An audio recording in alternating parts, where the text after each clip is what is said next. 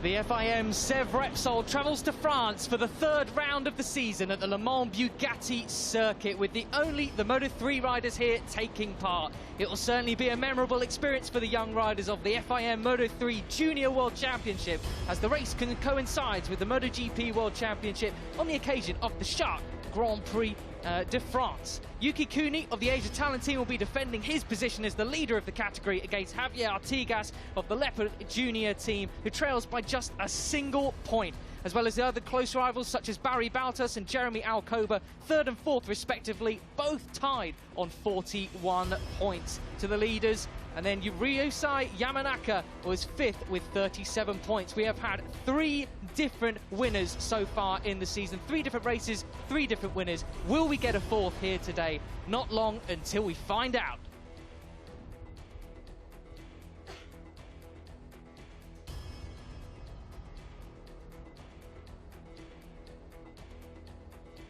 Well, it's a very good afternoon to you then. Myself, Matt Dunn, alongside me, Fran Wild, bringing you the coverage of here today. We are here in France, at a very rainy France, and actually conditions now are somewhat similar to what the riders actually faced this morning in warm-up. But this is your starting grid. Fran, you were present at the last round as well.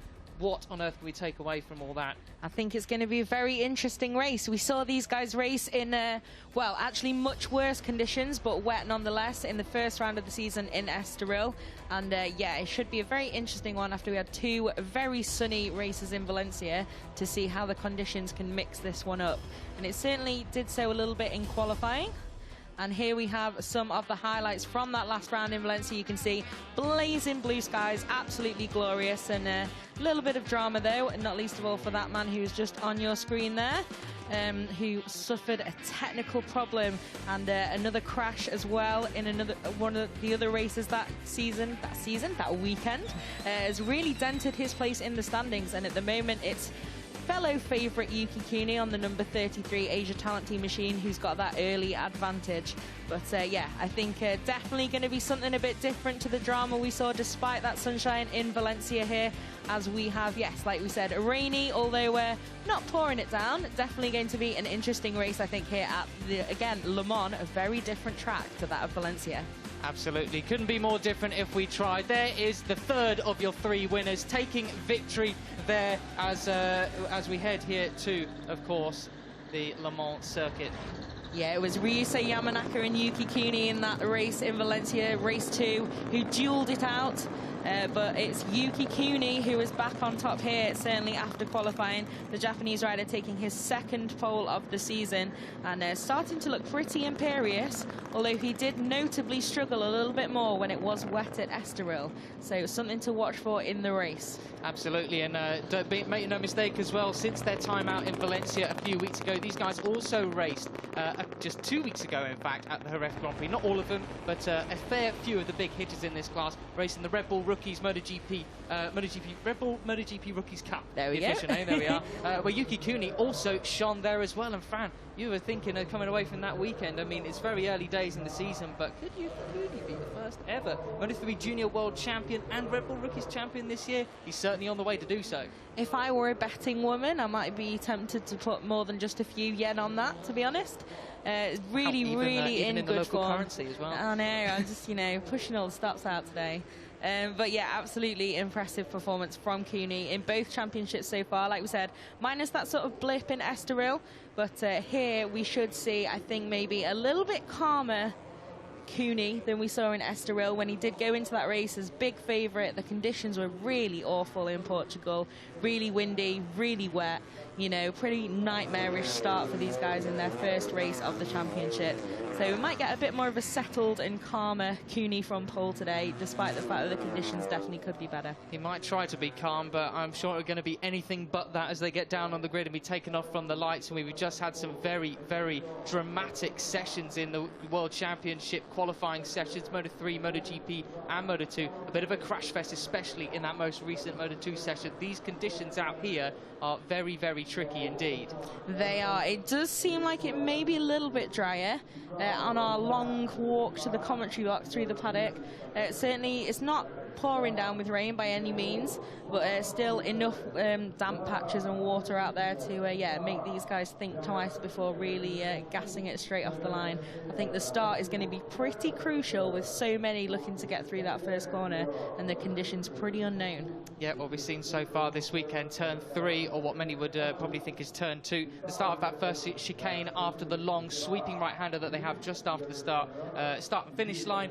Well, that's claimed at many riders throughout, and it's such a tight section, especially with up to about 38 riders we have here at the round here that we have in Le Mans. Well, try and fit 38 riders all through that one corner, all jostling for different lines. It's going to be a little bit chaotic. I think it may be, but you can see some early rivalries there. Block move from the IO squad down on the grid. 12-place grid penalty. Yeah, so Cooney making his way through to pole. And then you can see, I think that's Alberto Puch down there on the left, just having a chat with Cooney ahead of the race. So that's always good to see. Obviously a big figure in the talent promotion programs. Oh, well, we have first name, last name about to appear with us on the He's obviously changed passport very quickly. Yeah, exactly, but a little bit of news actually before we get going. Last year's poleman and winner from this race, Aleix Bew, will not actually be riding here in the race today. A crash that kept him out of Q1 has actually not disallowed him to be carrying it through with the race weekend, which is a big shame for him. It is, definitely. So this man will definitely looking to fill his boots. As you can see, names come up there now. Yuki Cooney is looking pretty good this season. Saw him on Saturday. No, sorry, it's Saturday today, Friday. And said, hope I'll see you tomorrow. And he said, yes, I'll see you in Parc Ferme. I like that so sort obviously of good confidence there. But likewise, this man got plenty to be confident about. Pretty good season so far for Jeremy Alcoba. 17, but a pretty veteran rider in the CEV field. Yeah, lots and lots of experience. Last year on the Estrella Galicia machine, and this year moving over to that Leglise bike. So hello, yes, you're on TV. Nice wave there. I love it when you get that slight delay as they realise. Absolutely, yeah. But yeah, so Alcoba could definitely be one to watch, although struggled a little bit more in Estoril. And Davide Pizzoli, as you can see, Estoril also DNF for him. So a few riders maybe would have been wishing for drier skies today, but the front row certainly is the first part of the job done. Yes, do tend to agree, though I think Pizzoli had not a too bad a ride out last time we were out. Valencia race 1, third on the podium, which is a pretty good result for him. I think it was just a photo finish or so, just across the line, not far behind Alcoba himself.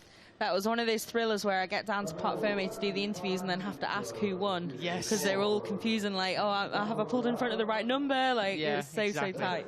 So yeah, great races in Valencia. And Estoril too, but very different characteristics, obviously, as often happens when it's a bit rainy. Quite exactly that. Well, yes, Jeremy Alcoba, one to watch, I think. Well, there's, looking down the grid, plenty of guys who are ones to watch down here. I really think the championship is wide open in terms of who can get the wins and what not. But this will be her number 20, Jose Garcia. Yeah, definitely another one to watch. But yeah, on the podium in Estoril in those wetter conditions. I think also someone that I imagine is not going to show up on your screens due to his grid position is Barry Baltus, the Estoril winner. And yeah, he really impressed in Estoril, won that race. Struggled a little bit more, although had 2 really good points finishers in Valencia in the dry. But I think definitely showed he's got some serious wet weather chops in Portugal. So it could be an interesting one down from yeah, that row on the grid. 15th on the grid. Exactly. Come up from the ETC, so not the most experienced in this, but should be a good one. Pretty lucky, to be honest, to actually be even competing this weekend after that horrendous crash that he had in the Red Bull Rookies Cup right at the end of race 2. He came together along with both Yuki Cooney and of course, who was the other rider in the race to the podium. It hit the back of Yuki Cooney, no less, pinned against the wall by his own bike, but walked away with absolutely no injuries. Ridiculous. Yeah, there's been some fairly dramatic crashes for some of the juniors of late. We also had one in the ETC over the line in Estoril with, yeah, just sudden carnage. But, yeah, here and able to race, which is the most important thing, of course. Yes, absolutely. You're looking at me. It was Carlos Tate, of course, who nearly hit the back off as well. Yeah, there we go. But, we're getting confused with the numbers there. Of course, some of them, yes, you will be familiar faces on this grid with some of the riders from the Red Bull Rookies. You will indeed. And Carlos Tate, I believe, from my insider source yesterday when he visited our office in the media centre, is a budding YouTuber. Oh, really? So, yeah. Wow, Excellent. Well, if you want to improve your Spanish, I suppose, because I'm not guessing he doesn't do it in English. I imagine it's probably Spanish native content, but definitely one to watch. And Dennis Onchu then, 7th on the grid, expected championship challenger, but like we said, pretty torrid so far. Crash in Estoril, problem and a crash in Valencia. But yeah, some fairly good pace there to get himself 7th on the grid. Obviously, only his 2nd year in the series. But yeah, we'll hopefully be seeing a little bit more from him today, and hopefully he'll get some big points on the board now to really kick his campaign into gear. Well, I'll tell you what, he definitely needs to, because it is about time that he gets his championship fight on track. I mean, we saw how good he and his brother have been, both in Red Bull Rookies Cup over the last few years, and also the Asia Talent Cup. Dennis himself, the former Asia Talent Cup champion. Last year, his brother Jan, the Red Bull Rookies Cup champion. This is his 2nd year of the class, as you say, but can't be with so few rounds in this class compared to maybe some viewers watching the Moto3 Senior World Championship. That he can't afford another DNF. Yeah, absolutely. And this is the thing as well. If you do crash and then also injure yourself or still feeling the after effects, and you've got 2 races in one day, it can affect the 2nd one as well. It's a pretty high pressure series, like we said. Not quite as many rounds as Moto3 Senior, as we'll say, World Championship. And yeah, sometimes 50 points on the board in a single day. Which is part of the reason why these guys also compete in the other series as well, to make sure they get a full season of racing in and keep improving. I mean, just a few rounds is probably not enough to be making the improvements you need to make when you're 14, 15, 16 years old. Yeah, exactly. There's quite a few who do multiple disciplines, and of course in the Red Bull Rookies Cup on KTM, and then here many not on that, which is always good experience as well. And you can see some fairly familiar names, I'm sure, for you all on the grid. And the man who's amongst all these guys got whole shots the last time out. These guys were racing in the Red Bull Rookies Cup. Well, Haruki Noguchi, runner-up in last year's Asia Talent Cup. He certainly won't be doing that from 20th place on the grid, row 7, that's for sure. It would be fairly impressive, and I also imagine he'll be one of the most cautious off the line due to having got the whole shot and then immediately binned it in turn 1 at Sepang in the Asia Talent Cup. Yes, quite. So I'm sure he'll be very, very aware of that memory, thinking he feels absolutely great and he's absolutely nailed it, and then suddenly just straight onto the floor. Precisely. So these things can happen. This is why they're here, to learn and not repeat that mistake. And Noguchi certainly missed that first round due to injury, and now is back and scored some solid points in Valencia.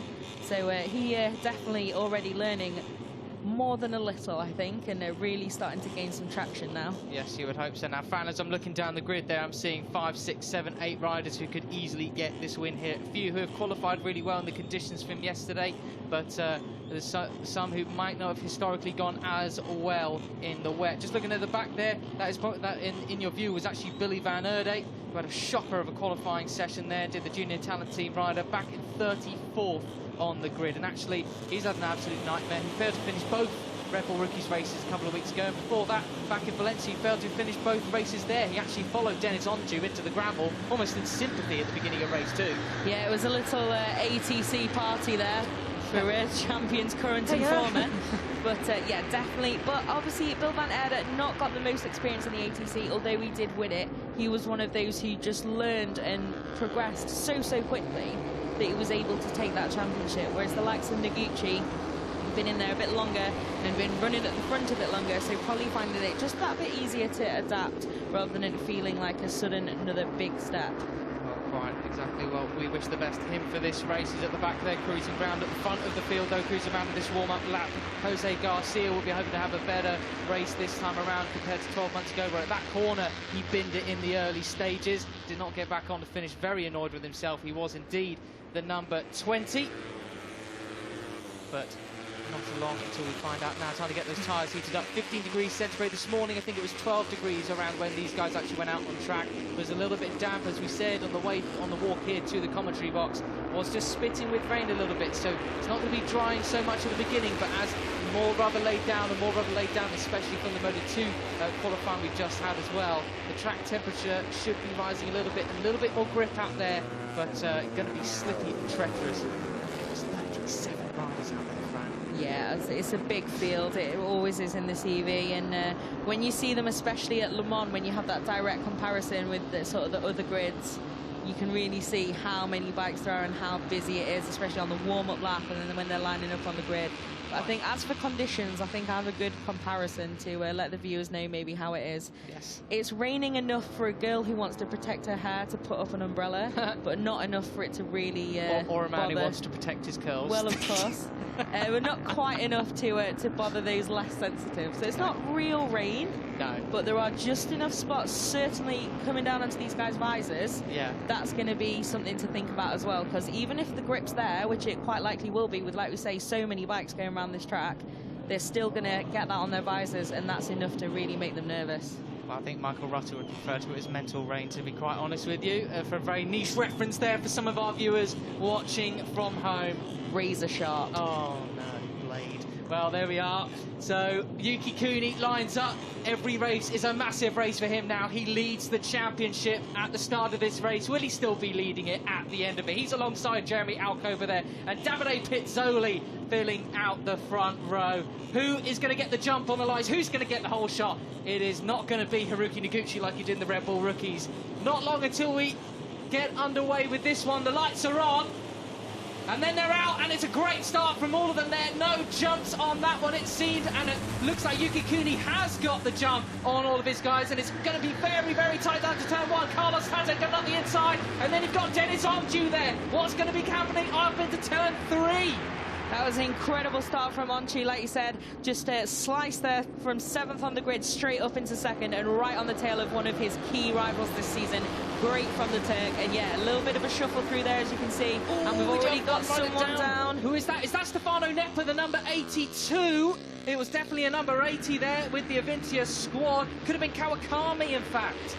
But we will find out about that shortly as we get some classifications on our board. But look at this, Yuki Cooney leading the way. He is, and already a little bit of a gap for the Japanese rider. Pretty brave. Obviously, he has the added advantage of not having any spray coming back at him because he's the first guy on the road.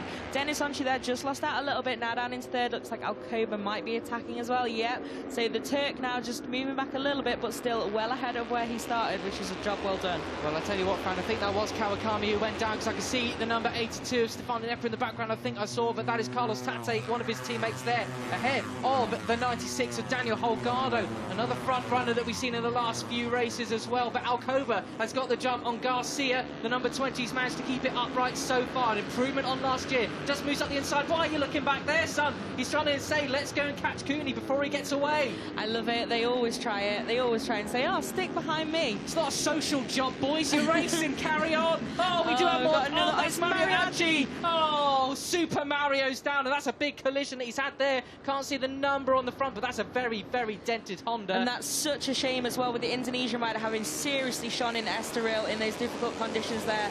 Amazing wet weather pace from him, so that's a real shame on this biggest stage of the season. Looked like they were both up and okay at least. Yeah, Super Mario loves those sorts of conditions, as do many of the guys here from the Far East. They are absolutely well adapted to it. Still can't work out who that quite is on there, but here's the replay of it.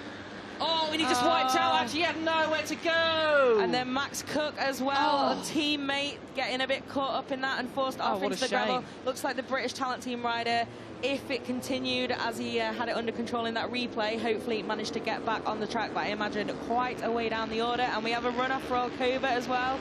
Just a little bit overcooked there. Manages to stay on at least and no gravel tripping. Who's that down the line? Number 18. That's Van der Lagemat, is it? The Dutchman. We saw him last year doing a wild card in the Moto3 World Championship. It looks like he's gone down, but Cooney not being reined in quite yet. But Jose Garcia not letting him get away by any means. No, that gap at the moment is enough for Cooney to have a little bit of breathing space, rather.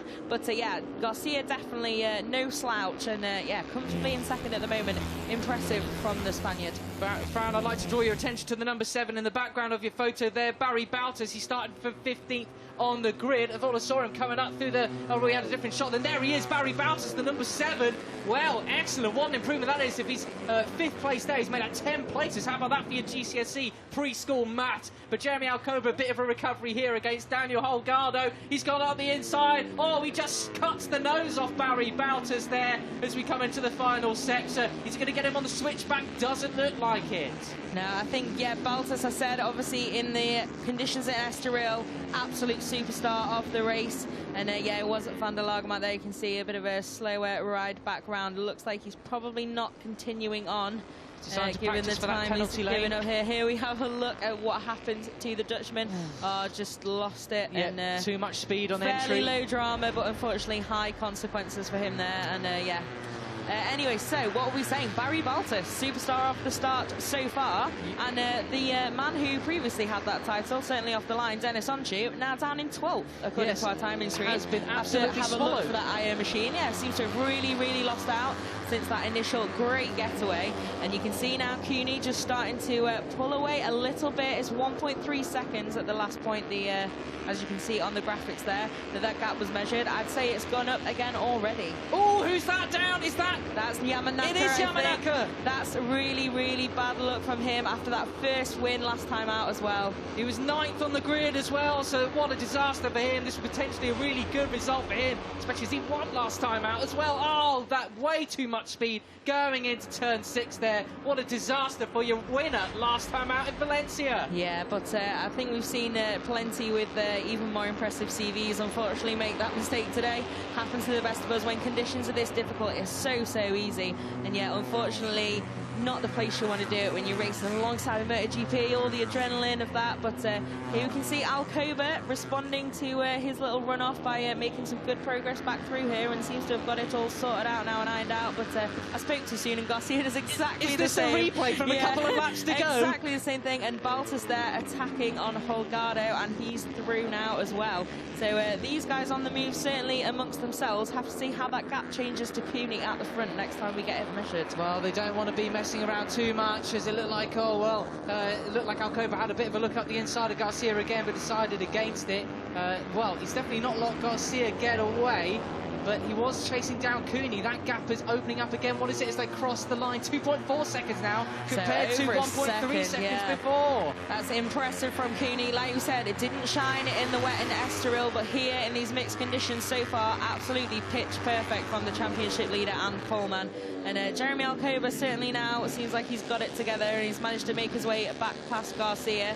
But have to see now, these guys have really got to stop squabbling if they expect to be able to really get back that advantage that Cooney has at the moment. And I imagine Baltus, given the progress he showed so far, will be choosing a moment to try and pounce very soon if he thinks he's got the pace to try and hunt down the leader. Yeah, well, exactly. And at this moment, it does actually look like Yuki Cooney's to lose. And I'm just looking for the number 24 of Javier Artigas. He started 18th on the grid. He's the man second, it seems, at the moment in the championship. But, well, he's definitely going to lose it at the moment. Where is he? He's way down the order. 10th, though. That's a pretty good improvement from him. 8 places at this point, but with 14 laps to go, he's got one hell of a job on if he wants to catch these guys, get anywhere near that podium. He has indeed, and I'm sure Baltus, obviously with a lot less experience, like we said, coming up from the European Talent Cup after winning in Estoril last year, and then some races the rest of the season in the CV last year, but a fairly fresh face still compared to those he's largely racing, and I'm sure he'll be very happy to see these conditions that he goes so well in, to able to get him another good haul of points and keep his place in the standings. But Artigas at the moment, like you said, really is the man who stands to lose out if he can't make a little bit more progress through the field. He absolutely does, and in the background of your screens there, you can also see Maximilian Koffler trying to catch these guys down in that sort of second chase group or so. The teammate to the number 7 there of Barry Baltus, coming down into the final set of corners again. No room through for Barry Baltus on Jeremy Alcoba. The man who I'm pretty sure, who on earth is he upset? He should have been in the Moto3 Senior World Championship a long time ago with the amount of strong finishes and strong championship standing finishes he's had. But he's showing his experience now. He's just pulling away from Barry Baltus there, and he looks to be on the hunt down of Yuki Cooney. But Cooney again has pulled out and more of a lead on that lap. 3.3 seconds now, so he's a lap quicker in these conditions, Fran. Yeah, it's really impressive from the Japanese now veteran. Here we get a replay of the start. So you can see, obviously, Pizzoli was the guy who really lost out off that front row. Cooney, pretty perfect. Alcoba, good job, solid start, and it was Onchu there, slicing through into second, who made a big impression off the line. Well, we just got a view before this replay of Kawakami, and that was him going down there. So he has rejoined and got back up. He's already got scuffed leathers there completely from another accident, but he has rejoined. He's up into 20th place at the moment, which is pretty impressive, given that he crashed at the first corner so far, but not as impressive as this man, though. Yuki Cooney affirming why he is the championship leader so far. Absolutely, yeah, really imperious so far. And it looks like conditions are getting better and better, which for him will also be better and better. But yeah, Alcoba now definitely pulled a little bit of a gap there, just got that little bit of breathing space ahead of Baltus. And these guys, at least the one good thing, if there's a little bit more space between them, they're not wasting their own time by squabbling over it. And they're not going to, you know, drop off any more time than is necessary. I think they realise now it's not nearly getting towards now or never for these boys, where they're trying to catch Yuki Kuni, not just in this race, but in this championship. They can't be stepping over each other's toes, trying to take each other out or anything like that. But look at Barry Baltus, he's just a little bit inferior on the brakes compared to Jeremy Alcoba there. This braked a little bit later, and he really pulled out a gap last time around, but they're both of them actually just starting to pull away from Jose Garcia. Here's what they come across the line. 4.4 seconds now is the gap to Kuni. Well, there we have it. Got to be his to lose. I think definitely now it's Yuki Kuni versus Yuki Kuni. And obviously, unless he has some sort of mechanical issue, the other factor that could come into play. But yeah, unless he makes a mistake now, or unless there is some sort of crazy sudden downpour, just in a class of his own at the moment, 4 seconds is really not something these guys are going to be able to close down in 12 laps of Le Mans, I would imagine. Not in his current form. He'd have to have an absolute disaster. But look at the dry lines have been forming. He's barely went anywhere now. I mean, it won't be stepping off line too much, but there is the dry line is forming, and it's bigger and bigger. Well, it's probably around half the asphalt, depending on where you're looking. Just don't go out on the edges. Watch those white lines. But yes, looking fairly prime conditions. Now, what lap times are we running here? Trying to find it down there. The best lap Yuki Kuni's been running a 1:51.743. Best lap from Alcoba 1:52.871. Wow. Yeah, that's impressive stuff. I looked at the wrong part of the timing screen then, saw a 9-minute lap. I mean, my eyes went all over the place trying to find him. I thought, where on earth is it? Yeah, but yeah, really, really solid job from Kuni, and dealing with the pressure really, really well this season so far. And yeah, just good stuff from him. And that gap, like we said, really impressive. And then you can see a look back again. Lads, concentrate on the road ahead. Yeah, precisely. I mean, very much of that going on here. Things they'll learn throughout their career. All that was getting a little bit spicy. For it then. Yes, I did too. But Alcoba, how hard does he brake into these final 2 turns? It's still a little bit superior compared to Baltus just behind him. And as I mentioned before, it is actually even a pretty minor miracle that he's even here this weekend racing, not suffering any injuries from that massive Red Bull Rookies crash he had with Tate and Kuni just a couple of weeks ago. And you can see just in the background there, Maximilian Koppler, is he going to be able to chase these guys down? Well, can't seem so. But also looking at down the times, a man in second place in the championship, Artigas, up to 8th place now. Yeah, it's one thing on Koppler, I think his pace this season is not shown in the standings at all. There've been a few mistakes and a bit of drama for him, but he has actually been pretty solid and pretty fast. So it's good at the moment. He's having a fairly drama-free afternoon, and yeah, a 6th place, if that's where he ends this race, is a pretty good day's work for him, because yeah, he deserves a little bit more than the points he's got on the board from that Estoril race, which is just 4. So could be one to watch if you can just iron out those issues.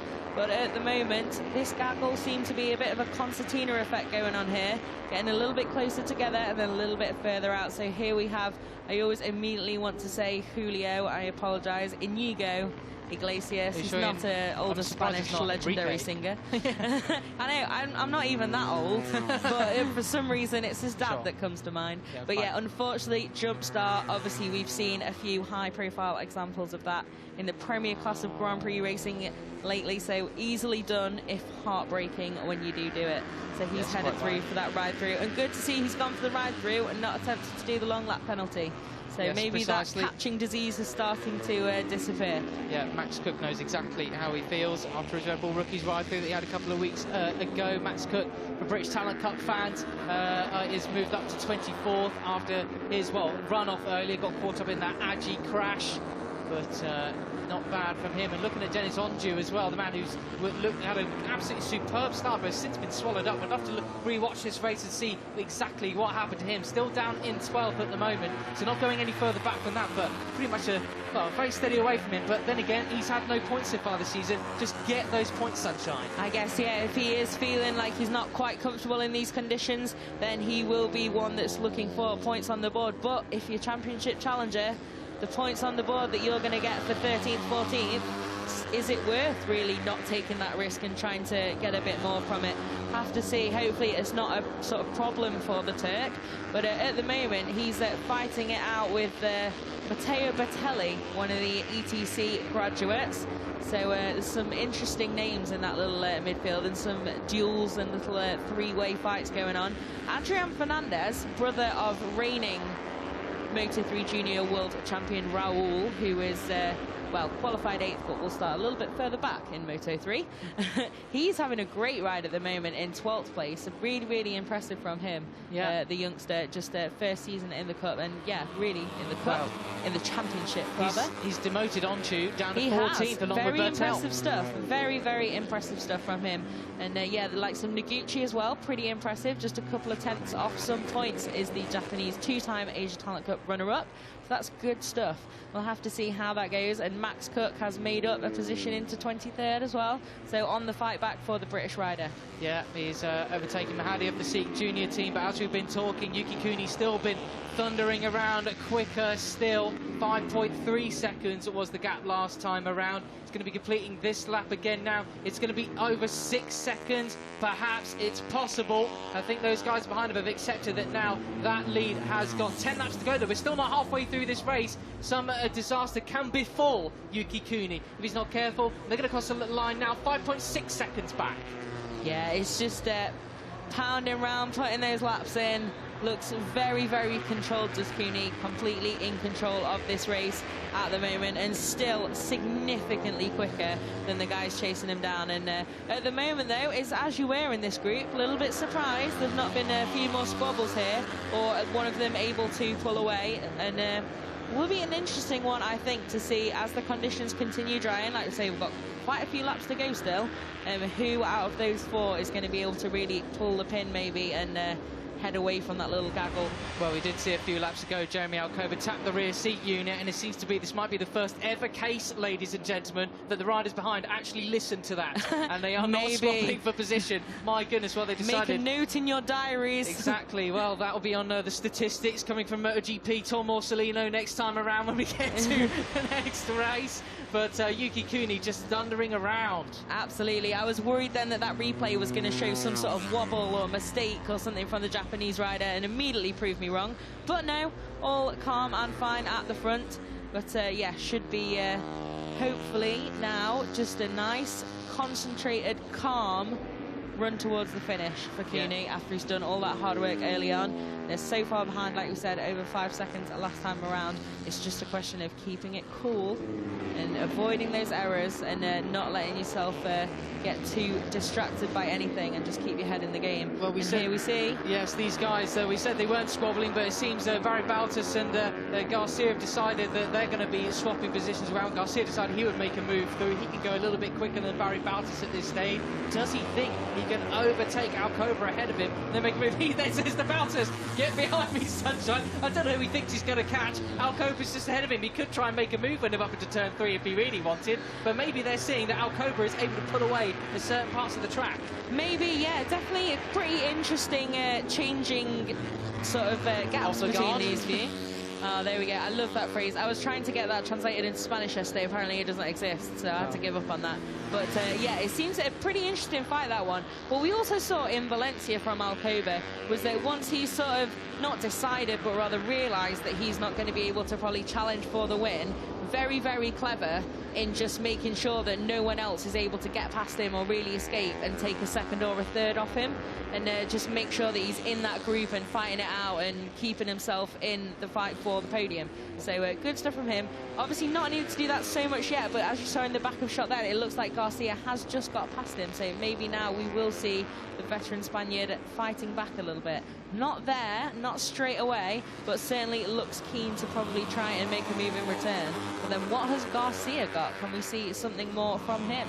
Yeah, it's quite possible. I mean, as we carry on in this race, I think the riders mostly would have started the race on wet tyres, or at least some sort of cut tyres there. You can see the slice down the middle of all of them. The track doesn't seem to be getting any wetter, that's for sure. So could tyre wear be coming into play? I mean, it does naturally anyways, but will it be a more exaggerated effect as we carry on? What if Alcoba trying to lead out front. He's been using up his tyres a bit more. Barry Bouters has overtaken him now. So what if these two are seeing his tyres and seeing him running wide in places, thinking, haha, we've got you here, so we're going to make a move and see you later, pal. Yeah, it's always an interesting question, I think, when you start on wets, but then it's drying significantly and fairly early in the race. Then obviously, I mean, the key issue with that quite often can be that then they're going to wear out the tread, and then if it rains again, they're essentially not got wet tyres on anymore because they're not much use, because it's all been sort of burnt off by the dry track. But here, certainly, it doesn't look like we're going to get any more significant showers at the moment. So that could be, yeah, a pretty interesting factor, definitely. But Cooney at the moment still solid at the front, 7 seconds ahead of this fight. Now, can Garcia do anything about it? Well, can Garcia do anything about it? Alcoba's not content with letting Barry Bouters pass him. He says, absolutely not. I'll let Garcia go ahead of me, but you are staying behind. Get back where you belong, mate. But Garcia, in that sort of mild melee, has managed to pull out a few more bike lanes, but won't be long before they can catch him back in. Some big slipstreaming zones coming up. Holgado, though, in the background is really interesting for me. What if he's just saving himself for those last few laps to make a move on these guys? Holgado, of course, got that podium last time out, and also 4th place in race 1 in Valencia too. He is absolutely no mug. He wouldn't even be in that Australia Galicia junior team if he was. Absolutely, yeah. That team known as a very, very solid discoverer and nurturer of talent. Obviously, you know, many names in on their CV rather as riders, and at the moment there's quite a few youngsters in the squad, and Holgado, having moved up and impressed so quickly, definitely one to watch. Like you said, podium finisher already, and yeah, still very much in this fight, just nice and quietly sat there in 4th. Maybe, like you say, that is just him being content to watch these guys squabble a little bit more, knowing that, you know, they're not going to get away from him. If he thinks he's got the pace to stay with them, no harm, no cry. I don't know what I was going for there. But there's a freeze in there somewhere. But yes, well, I hope, without wishing the commentators curse him, he doesn't seem to on the limit at the moment. These guys, they're not really pushing to find to try and hunt down Yuki Cooney, doing nothing too mad at the moment. What is the gap now as they come across the finish line? 7.8 seconds. What a mission he is on. I'm already trying to think up the adjectives for the headline for Cooney, for the junior talent team later. Very impressive from the Japanese rider. Really is. Like you said as well, it's one thing winning by a massive margin in the dry. It's quite another thing doing it when the conditions are so mixed and when you've been the guinea pig right from the start. And really, you know, facing those conditions first, and no one ahead of you to give you a clue of where you can brake or who's gone wide where or what it might be like. So really impressive stuff from him, and yeah, it's getting a bit feistier back here now. Yes, Alcoba's going back into the lead of this group for second place, battling for second, sorry. Again, ahead of Garcia. Bouters just let him get away a bit, and look who's in the background there. Are they seem to be catching up a little bit more? Carlos Tate, the number 99 in 6th place. Well, that's 4 seconds, well, 3.4 seconds between him and Holgado. Tate has overtaken Max Koffler, so are we going to see any more upsets? Well, 6 laps to go. We've had just over 10 laps. Boy, anything is possible in this race. It is, definitely, yeah. That gap, well, yeah, exactly. That gap, like you said, not that huge, but we'll have to keep an eye on it, certainly. You can see Tatai there on the number 99 machine. Just, yeah, it certainly seems like he might have an answer, at least for those behind him, and be able to pull away from them. But something to keep an eye on, like you said. Adrian Fernandez checking in with the impressive youngster. He's now up into 10th.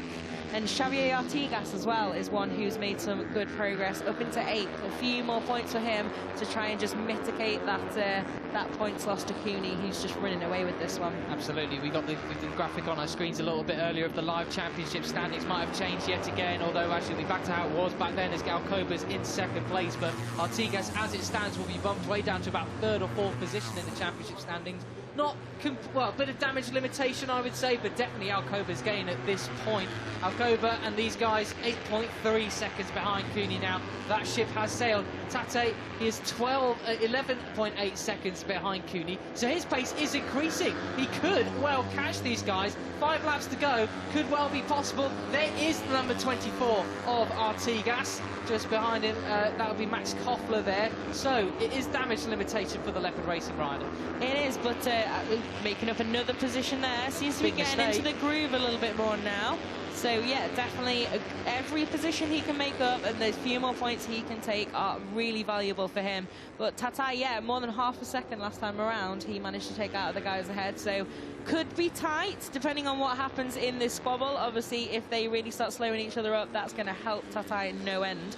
But if they do stay similar lap times, you're going to be close enough to maybe have a look. But it may well be a case of running out of laps. We'll have to keep an eye on it. Well, at the end of that last lap, it was 2.8 seconds between Tatai and Holgado. When they come around next time, which won't be too long away, we're in sort of the third and fourth sectors, entering the fourth sector very, very shortly. We'll see what the gap is then. But meanwhile, Garcia has made his way back to the front of this group for second place. With Alcoba just behind and Bautas remaining firm, and Holgado just sitting ever so patiently. I mean, he's almost out on a Sunday ride, just looking at all the melee happening in front of him. The full Rin style just looks like he's just, you know, open A road ahead of him, maybe stop off for an ice cream. Or a coffee. Well, so relaxed, definitely. It looks like he's, yeah, just sitting pretty at the moment there. But this guy certainly has got some serious pedal to the metal. Carlos Tatai, that was Holgado there. And we'll have to look at the gap now. So it's 6 tenths off, 2.2 seconds. So yeah, it is going to be tight if he's going to make it into that fight. But yeah, good pace at the moment, and certainly gives him a shout at that podium battle in the very, very latter stages of the race. Well, 6 tenths, 4 laps to go. By my calculations, that could be 2.4 seconds he could take, maybe off if he keeps that current pace. And what is the gap at the moment? 2.2 seconds. So he could well do it. Just enter this group, because he's going to have to push on a little bit more. Well, we're keeping a close eye on it here. Still the best laps, major difference there. He's just, and as they get closer, he's going to be seeing that in his vision, going to get more motivated every single corner, every sector, every lap. He could well do it. Meanwhile, it looks like Garcia's just edged out a couple of bike lengths again there. Yeah, I think Garcia at the moment looks like he's got the measure of those just behind him, and here is the man of the moment, Carlos Tatai. He's going to do it, Fran. Great job for the graphics, guys. Thank you for immediately putting that up with the gap on the last lap around. This guy is on fire at the moment, and yeah, it looks like he might well have enough time to catch this group, and then see if he's got enough time to really get his elbows out and fight to get on the podium as well. Yes. But really, really impressive stuff from him at the moment, and yeah, these guys just...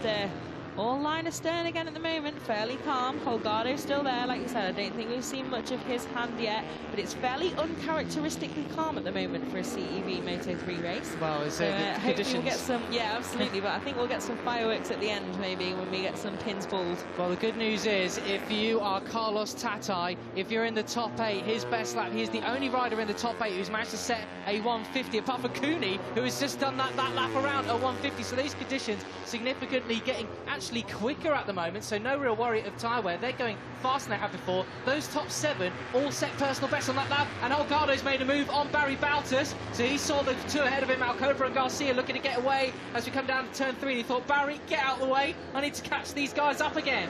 Yeah, absolutely, and one thing that's just raised my eyebrows slightly on the timing screen, we've now got 2 149s on the board. My goodness. And yeah, pretty impressive stuff that. So it's Dennis Onchu, and then another one from Julian Giral. So obviously the conditions are vastly improving, but those 149s, a 149.8 for Onchu and a 149.4 for Giral. So that's impressive stuff. Unfortunately for those guys, it's going to be too little too late, I think. But definitely here now, you can see there are a few gaps. Yeah, Carlos Tatai might be heartbreak for them, though. It doesn't. These guys are starting to turn and screw a little bit, pull away from that group a little bit more. Could well be these two to fill out the final spots on the podium. But Carlos Tatai, well, he could well catch up with Barry Bautas. He's being ditched by Holgado there, who looks to be slipstream in the back of Alcoba. He is in the zone. He can use this to catch him up a little bit more before turns 9 and 10. Yeah, obviously once they're back in that slipstream zone, it just helps you even more to tag back onto the back of these guys. And Holgado, yeah, made up that distance fairly quickly, but Tatai still a little bit of a Darth Vader march music for the Spaniard. Superb performance continues. Start the Jaws music, although it's going to be have to be the laps of his life coming into these final sectors or so. He might just pick off Barry Bautas. He has well and truly been ditched by these guys. About 2, 3, 4 bike lengths between him and Holgado ahead of him. Going to be coming around. It's 2 laps to go. As Cooney has crossed the line. How many seconds ahead of them? 7.9. He's easing off, but well, actually, he's not blazing off because he's just set another personal best. The guys behind him are just going even quicker. 7.9 the gap now, though. But that ship has sailed. Yeah, definitely. Just calm and collected is Cooney at the front. Superb performance. And like you said, these guys, you can see now that gap between Baltus and Tatai, just 1.2 seconds. Obviously, the gap between Baltus and this trio has increased as well. But really impressive stuff from those Spaniards. And these three guys now look like they're going to maybe scrap it out for second and third. Has Holgado got a little bit more in the tank with these guys? He has not been scrapping at all during this race. He's sitting there very patiently, matching all the times. Has Tatai given up? He was just looking behind him, checked no one straight there. But he's still got Barry Baltus just ahead of him. The gap between him and Baltus, 1.2 seconds. It does look like he could potentially catch him. His pace the last time around was nearly a second quicker than Baltus's. But Alcoba's gone ahead of Garcia again. Holgado is there. We're down to turn 8. And, well, it could be Holgado. I'm waiting for a Holgado amazing move up into turn 9 and over the next lap or so. Yeah, it's going to get pretty interesting on the final lap between these three. I think we're all starting to get ready for it and looking a lot more feisty in this group, or I should say feistier and follow the grammar rules of English. Spicy. But yeah, this is going to be a great fight, I think, and always unfortunate when it's 3 and there's only 2 places on the podium. But these guys already going at it a bit last lap-esque is this. Yeah, superb move there from Alcoba. Did not let Garcia outbreak him in there. Round the outside, brilliant stuff, using all his experience that he's got there. But he's going to have to defend the defensive line, inside line there. Cooney is coming round. He's going to be starting the final lap, Fran. Fran, are you ready to leg it down to Park Fermi as soon as the flag drops? I am indeed. But Cooney, he has got this one absolutely sorted. We are on the final lap then. The interestingness will come from this battle for second place. It is going to be between Jeremy Alcoba, Daniel Holgado and Jose Garcia. Will Barry Baltus play any part in this? Holgado has made a move on Garcia for the first time. He's not letting him have it though. Is he going up the inside of Jeremy Alcoba? No, he is not. But there'll be plenty more overtaken spots as we carry on this lap. Well, we're down into turn 6 there, nobody making a move down there. A couple of riders fell here last year at this sort of point, but Garcia just holding a bit of a tighter line there. But it looked like Alcoba with that sweeping line will get a bit more of a run down here towards turn 7. Nobody making a move up there. Garcia had a look at it, but he decided not to. But, well, it looks like Tatai, he's not going to be catching the Barry Baltus just ahead of him, but Baltus isn't quite out of it if any drama occurs there. Holgado's up the inside, up into turn 8. Garcia doesn't let him have it, though. Wow, what a move that was. That was supreme confidence on the break in there. No way was he letting him have that. We're on the run down now to turn 9. Barry Baltus with all the melee has been doing that. They're snaking across the track, all the way to the grass there almost. Well, didn't need to let the gamekeeper have to do any grass trimming there. They did it for him. Down into turn 9, nobody is making any moves there. Alcoba defending supremely, bit wide on the exit though. Will Garcia get him there? He's overtaken him, trying to. Alcoba, is he going to go around the outside again? No! We are into the final complex. Baltus and Holgado go wide. They're out of it. This looks like it could be any disaster. Garcia and Alcoba getting second and third, but it's Yuki Cooney who reigns supreme here. He maintains and extends his championship lead. Who comes around the corner though? It's Garcia leading out the way. And is he going to get it? Yes, he is. Garcia takes second from Alcoba. What a podium that was. What a fight to the end. Fair play to Holgado, Baltus and Tatai as well. Excellent stuff from there. Max Koffler comes across the line as well. Superb stuff from him. And Dupasquier, who the Swissman, finishes just behind him too. But what about this man? I mean, we haven't talked about him nearly enough even, with how strong that performance was. He is so chuffed with that. Jeremy Alcoba gives him a handshake. Fair play, sunshine. You were a level above the rest today. Wow, what a race that was. My voice is going, you can probably hear it. France will be as she legs it down to Parc Fermé as well. That is quite a distance to get down the other end of pit lane. There is Dennis Onju just behind him. Onju, I should say. Shaking the hand of Yuki Cooney. Onju finished himself in 9th place. He'll be disappointed with that, but also probably quite relieved, having just got some points on the board finally this season. We said at the start of the show he could not afford to have any more DNFs. Thankfully for him, that was a solid finish. 9th place, and ahead of them we have the number 50. That was Jason Dupasquier. And then there is Yuki Cooney, your winner. quiet. Very, very pleasant Japanese rider, in fact, actually. Part of the junior talent team. Well, isn't that great to see them guys coming over from the Asia Talent Cup, Red Bull Rookies campaign, supporting the riders in the Far East, bring them over to Spain, bringing them through the Junior World Championship campaign with the aim of someday, I'm sure with the likes of Yuki Kuni, no doubt, into the Senior World Championship. Jose Garcia, wow, he put those demons to bed here from last year, where he crashed out at turn 6, did the number 20. No such drama and distraught going home for him. Jeremy Alcoba as well, though, 3rd place. I mean, he'll probably be a little bit gutted he didn't get 2nd, but fair play, lad. 3rd place, held on to it. Helgado and Barry Bautas made their own fates there. They finished, of course, 4th and 5th place. What a race that was here in Le Mans. The biggest stage that these guys have all season long, the only time they join the MotoGP World Championship on their calendar. Though some of these riders join them at other occasions along with the Red Bull Rookies Cup. Here is what happened. This was the 2nd place winning, for want of a better word, overtake from Garcia. Managed to hold him off supremely then, I suppose, into the final sector. And it was actually Holgado nearly hitting the back of Jeremy Alcoba that sent him and Bautas wide. Look at Yuki Kuni, though. How happy was he with that? And supremely defended. Tatai, he will be miffed with that one. So close yet so far. Couldn't quite keep the pace that he was showing just with 4 laps to go or so. What a beautiful shot that was. All the junior talent team squad very, very happy with that, and as they should be. Well, the riders come into Parc Ferme. There they are. There is your winner, Yuki Kuni. Supremely happy with that one. And I bet it tastes just as sweet, that victory, as all the others have as well.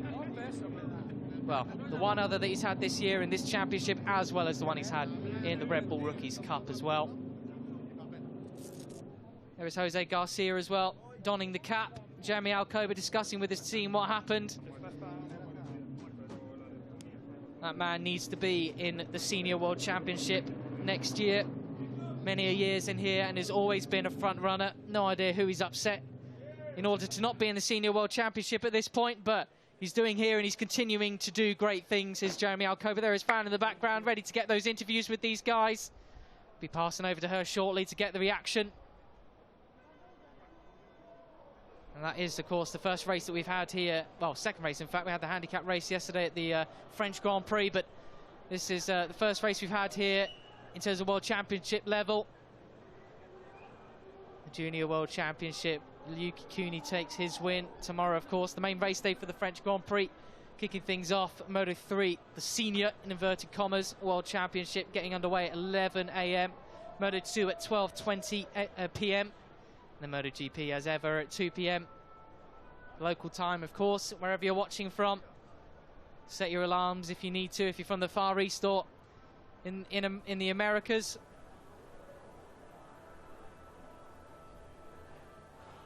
You can see Kaito Toba there, former Asia Talent Cup, the first ever Asia Talent Cup champion, in fact, down there to the right of Parc Ferme. What a win he had earlier this year in Qatar. So Yuki, saw you yesterday, you said you will see me in Parc Ferme. Here you are, stunning win from pole position and an even bigger championship lead. Congratulations. Thank you. Yeah, this is incredible race. I'm from pole position. I was beginning, try to full push.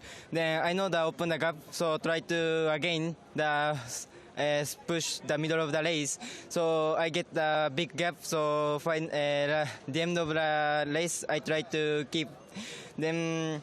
I can get the first position 2 times this year. So I'm very happy and thanks to my team and thank you to family. Thanks. Perfect. And in Japanese as well, please. ポールポジションからレースできて、そこからどんどん最初の方で引き離すことができて、ですごい最終的にはすごい大きなギャップで1位取れてとても嬉しいです。チームの皆さん、家族とかにスポンサー方々に感謝してます。ありがとうございます。Thank you very much. Congratulations. Words from the man himself then, Yuki Kuni, extremely happy with that one, no doubt. And here are then the race highlights. Yuki Kuni taken off from pole position from Jeremy Alcoba. And then they were all charged down into the first corner. Carlos Tatai had a great run there, but just got absolutely swallowed. Dennis Onju, that happened to him as well, but second in the first corner. Garcia going up the inside wildly of Carlos Tatai. Cut his nose off, not despite his face though. And a few riders came to grief in that sort of section, but what a race this was. There was Daniel Holgado moving his way through the pack, but it was about these two men here. Well, actually, that race sort of finished as it nearly did there. And as the race went on, we saw that battle of four riders charging for that second position. Looked like Barry Bautas maybe had the best of some of them, but no, Jeremy Alcoba looked very supreme, but he had nothing for this man who charged on up to an 8, nearly 9-second lead he had at one point. Of course, we have riders coming in to serve ride-through penalties, but heading back out again, absolutely no troubles with that. But then, as we saw, Garcia tapping the back of his seat unit, telling Bautas to stay behind him, and he ended up doing so. Not as his wishes though. We saw the battle royale between Garcia and Alcoba rage on through the race. So lap times got even quicker. Didn't even think they were making inroads on Yuki Kuni at some point, but that was not to be. It wasn't long though before Holgado decided to make his move on Bautas. It looks like he ditched him at one point before Bautas turned to screw once again towards the end of the race and caught him up just in the closing stages. But then ultimately it all came down to that final section, and it was Garcia who made this move to take second, but it was all about Yuki Kuni who took the win. Wow, absolutely superb job from him, and it was Garcia took second place from Alcoba. Holgado and Bautas just held off their Tatai, who had a late charge. He'll be disappointed with that, but no major problems for him there then in terms of the championship. Here are the final results then confirmed. 0.75 seconds was the 7.5 seconds was the lead that Yuki Kuni had across the line. Jeremy Alcoba was third place just behind Jose Garcia. Daniel Holgado leads the best of the rest charge from Barry Bautas. Carlos Tatai, Xavier Artigas had a good recovery race. Dennis Onju even made it up to, well, he was confirmed 8th place in the end overall. Adrian Fernandez in 9th place from Giral Koffler. Tupasquire, Zanoni. Those were your top 13 riders. As we wait for the riders to come out onto the podium, we'll be getting a look at, of course, the championship standings a little bit later. I can see Ralph Fernandez there at the side of the podium, sporting his crutches as a precaution this weekend after his injury. Here is Jeremy Alcoba ready to head out onto the podium. Third place. I think actually I saw Lorenzo Dalla Porta at the side there, former winner here in Le Mans. There is Jose Garcia, second place, but your winner, of course, Yuki Kuni. Well, well, well. Certainly well on the way to winning the Moto3 Junior World Championship. Can he also do something similar in the Red Bull Rookies Cup? Potentially so. That would be, he'll be the first one to have that sort of achievement. They receive the trophies. Well, as the team award goes out there to Yuki Kuni's squad. Vice President of FIM Europe handing out those trophies. And Lorenzo Dalla Porta hands out the third place one to Jeremy Alcoba. Guess there'll be a tinge of disappointment with that, but a podium is a podium. Then we have Ralph Fernandez limping his way to hand the trophy to Jose Garcia. Raul will have just watched his younger brother finish in 9th place. He'll be chuffed with that for him. Proper mini-me as Adrian of Raul. You can keep up to date with how their bunny rabbit is doing as well on their Instagram stories, but this will be then the trophy for Yuki Kuni. He'll be keeping every single one of these, I'm sure. Never forget your first victories, especially one on a stage as big as this. But it's time for the race winners' national anthem.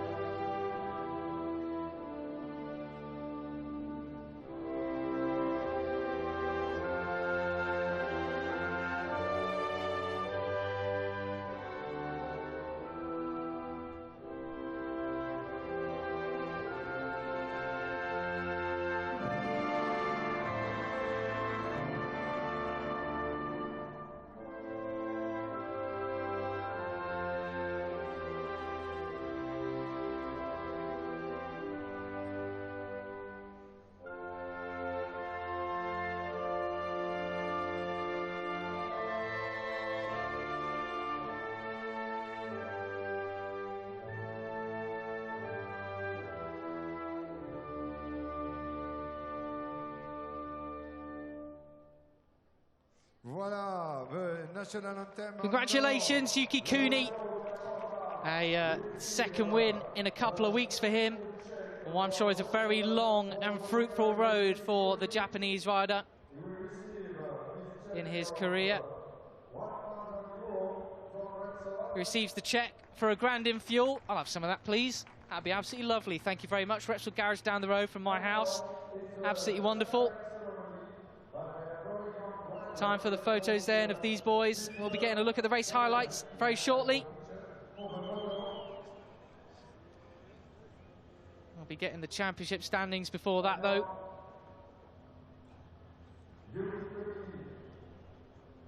Here we are then, championship standings.